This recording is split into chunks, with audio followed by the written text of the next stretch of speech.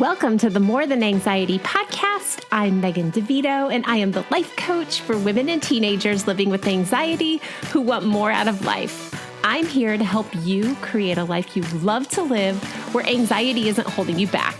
Get ready for a lighthearted approach to managing anxiety through actionable steps, a lot of truth talk, and inspiration to take action so you walk away feeling confident in your ability to live a life that sets your heart on fire. Let's do this. Welcome to episode 13. I'm so excited that you're here today. My name is Megan, and I'm a life coach. I work with women who feel overwhelmed or stressed out and fearful, women who have really big dreams, but who are stuck riding shotgun with anxiety. So if that sounds like you, you're in the right place. And if that doesn't sound like you, but you happen to be listening to this episode because you noticed that I'm going to teach you how you can help someone else who's anxious, then you're also in exactly the right place. Today's episode is all about helping somebody who feels really anxious begin to create awareness of how they feel and how they react, and to offer support that allows them to begin to recover. And the really fun part is you get to be the hero.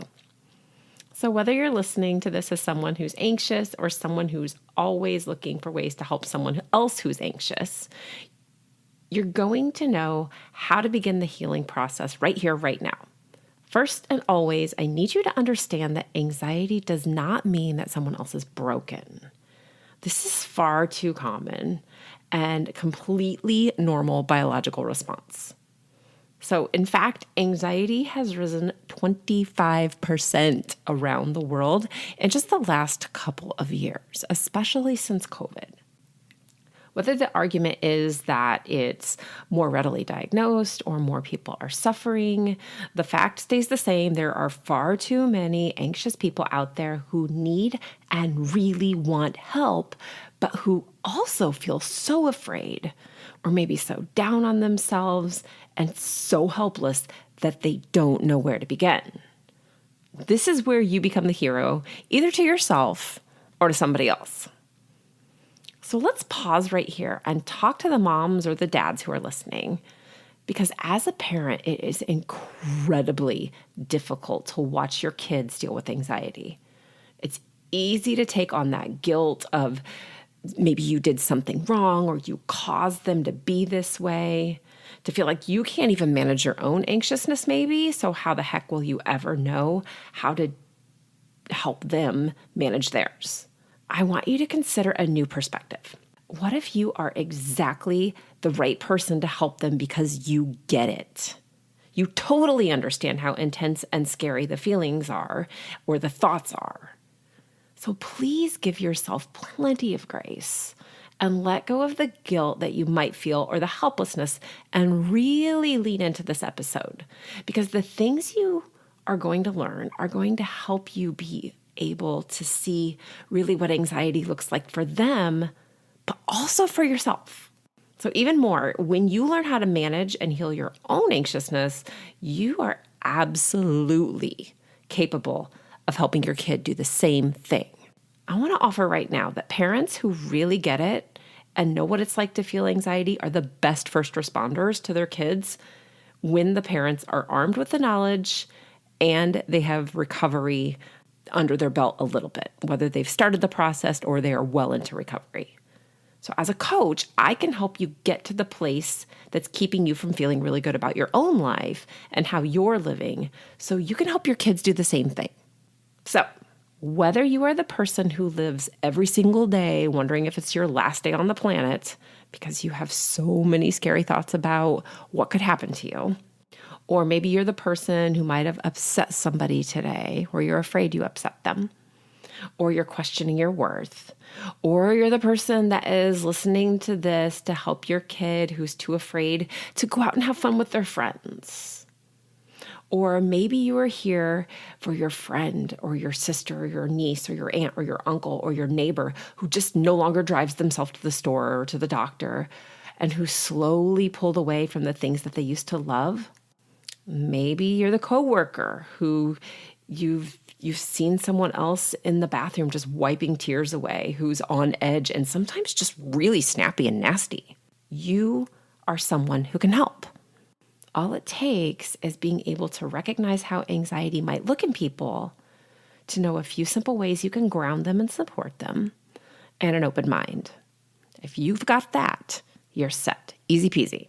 Please remember that anxiety does not look the same for every person. So while you might feel shaky and hot when you're anxious, your coworker that's crying in the bathroom might be shivering and really tense. Your teenager might cry and just blow up, have a huge bout of anger. And your sister might people please herself to the moon and back. All of these behaviors and these physical symptoms of anxiety are common and somewhat unique for each person. So being able to recognize the more common ways that anxiety shows up for people and how it shows its cards is a really important step. So my anxiety began back when I was in elementary school. It was in the 1980s, and there wasn't really a word for it back then. At least, I mean, if there was, I didn't know what it was. And I don't know that my parents knew what it was either. What I did know is that I didn't feel good. I went to the doctor for a lot of stomach aches or because I felt sick. And then I went to this little sick room to lay down a lot to try to sleep or to cry because I wanted to go home. And I was full of scary thoughts about everything from my parents' safety to tornadoes to being really self-conscious. And this is how anxiety showed up for me. And in hindsight, it makes perfect sense. As a kid, I just tried not to cry and to fit in as best as I could whenever I didn't feel quote unquote okay, whatever that was. Kids and teenagers who are anxious may not have the words really to describe the feelings. To me, I said I didn't feel good or my stomach felt sick. In my experience, I describe them more as like a swirl of feelings and thoughts that you can't put together into a description. Again, this isn't the case for everybody, but it's a possibility. Typically, kids will express anxiety as fear or worry, but anxiety can also make kids really irritable and angry.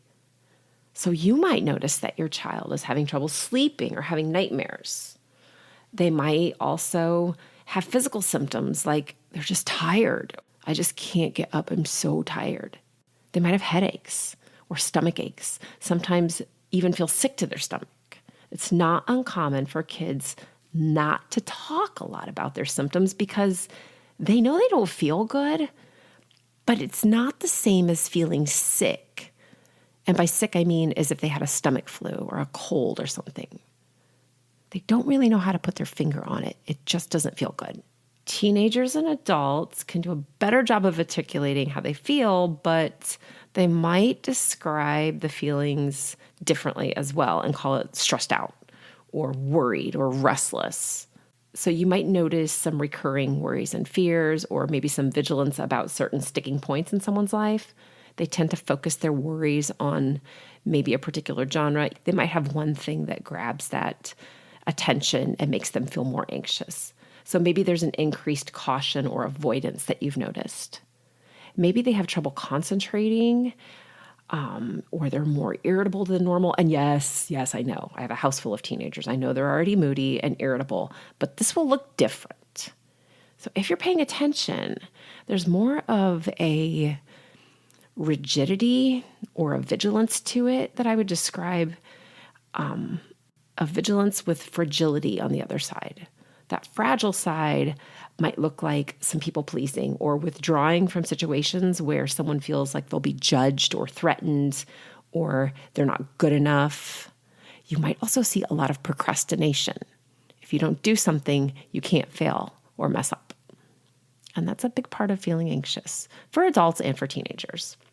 As for the physical symptoms of anxiety, I want to circle back to what's going on in the body when your body is anxious. What has happened is that your brain perceived or even created, maybe through a story or a thought, some threat. And this threat could revolve anything from your health or your physical safety or your social standing, anything that feels dangerous. When your brain senses a threat, Even when that threat comes from a story you told yourself or something you saw on TV, whatever it is, your body is flooded with adrenaline and cortisol. And these hormones are responsible for how your body reacts. And they are what causes your heart to speed up, your arms and legs start to feel maybe hot or heavy or prickly or cold or even sometimes like detached.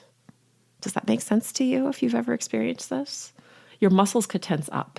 And when they stay tense for too long, they can get sore or achy. They could cause tension headaches or pain in your jaw or pain in your guts.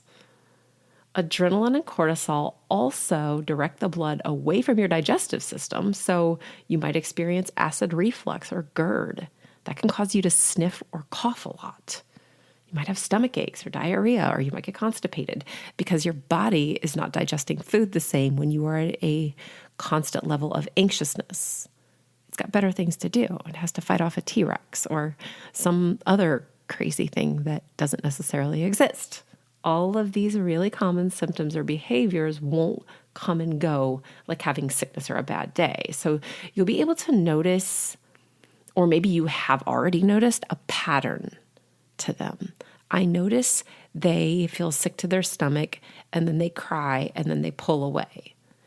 They feel sick, they cry, they pull away. And they repeat that pattern, but nothing ever seems to be connected to it.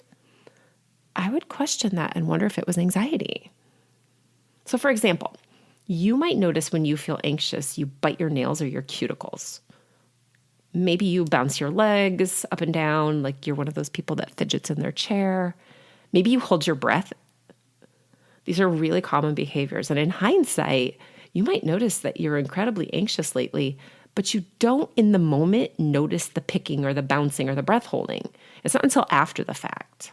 Becoming aware of how your body feels and what your reaction is really your first step in recognizing anxiety in yourself. Finding that feeling in your body, getting curious about what your reaction is, allows you to pause and to, wait for it, ready? Make friends with your anxiety. How does that sound, to make friends with your anxiety? So before you call me crazy, you absolutely have to get familiar with anxiety before you can deal with it. You have to be willing to heal it, to feel it, or feel it to heal it. And yeah, I know that sounds cliche and corny, but it's true. If you're here to help someone else, you can simply ask them how they're feeling and listen to their answer. They might tell you straight up that they're anxious, or they might tell you everything under the sun that they're thinking or feeling. Just let them talk. Let them talk. And this is going to bring me to how you can help them when they start to open up, or when you notice that they're having these pattern behaviors that you're starting to recognize as anxiousness. Because now that we know that it looks like, you can put that superhero cape on. When you recognize anxiety symptoms in yourself or in someone else, you might feel a little bit overwhelmed or scared for them at the same time. Or maybe confused, like, oh my God, I don't know what to do about this. Keep in mind that anxiety does not mean anything is actually dangerous or wrong. It is simply the body's reaction to a ton of hormones. And if this is something you've never experienced before and anxiety isn't part of your life, you absolutely have to understand that you cannot and should not downplay how they feel. I know you don't get it. Maybe you don't, but they do. The number one way to help somebody with anxiety is to believe them. They really do feel like absolute hell, and there is really nothing they can do about it in that moment. So believe them that something is wrong. Even the craziest, most irrational stories feel absolutely true to them. They know it's not necessarily true, but the feelings in their body are so intense that they can't get past the thought that, oh my God, it feels true. Believe them. Let them know that you believe them, that they feel terrible, and stop there. You don't want to get into the anxiety story pool with them. Your job is just to believe the feelings that they're feeling and to believe that the stories that they have in the moment are real to them, but you should not buy into their stories as truth unless you truly believe they are in medical danger. If you truly believe someone is in medical danger, then step in medically. No one is ever in actual danger when they're anxious. They just think they are, or they feel that they are. Believe them that they don't feel good.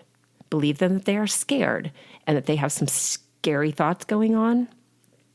Then step back and realize it is only your job to go that far. You do not need to believe their story. And when you do, you're actually doing more damage than good. So 2, ask them what they need from you. Maybe they need some air, some space. Maybe they want to be left alone. When you ask, you offer them control when they feel very much out of control. I want to add a word of caution here for you as the helper. Asking them what they need does not mean doing something for them because they feel anxious. In fact, you absolutely do not want to do it for them. And I know this might sound harsh, but let me tell you why. When you make the phone call for them, or drive them to the store because they're afraid to drive, or Google their symptom for them, whatever that looks like, you are reinforcing the scary thought in their brain that they are actually in danger. It might feel helpful and innocent, but in the long run, it keeps them repeating the cycle and never learning to trust themselves to be able to do the thing that feels uncomfortable and scary. And the more they can do those things on their own and show their brain that they've survived, then their brain starts to let go of that story.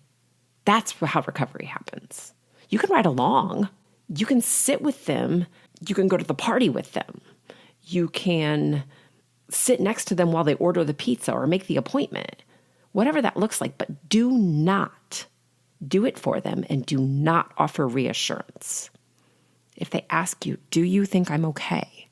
Do not offer reassurance. It only feels good for 5 seconds, but it delays their progress in recovery. Sit with them, be with them, let them know that they are powerful enough to do it themselves, even when they feel scared. That takes time.